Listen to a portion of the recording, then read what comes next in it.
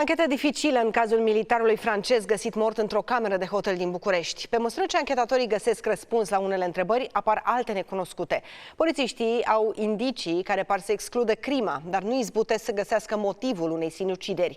Explicații așteaptă și presa din Franța, care scrie pe larg despre tragedia inexplicabilă din România.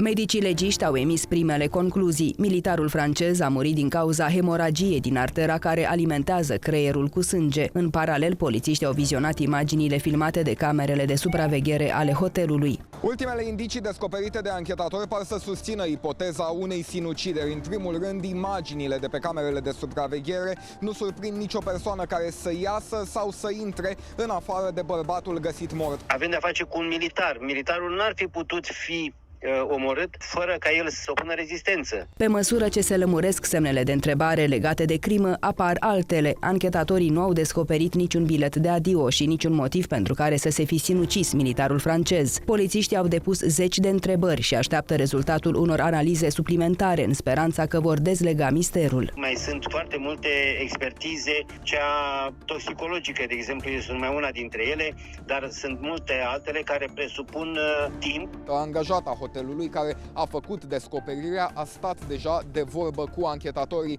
iar în zilele următoare mai mulți angajați, dar și oaspeți de la același etaj al hotelului vor ajunge la audieri. Știrea despre strania moartea militarului din Franța apare astăzi în toată presa din Hexagon. În comentariile de după articole, francezii critică trimiterea trupelor lor în România și spun că asta a pus o presiune suplimentară pe soldați. Între timp, reporterii străini sunt cu ochii pe investigația din România, care va include studierea laptopului și a smartphone-ului francezului. Mesajele acestuia de pe rețelele de socializare ar putea risipi și multe semne de întrebare.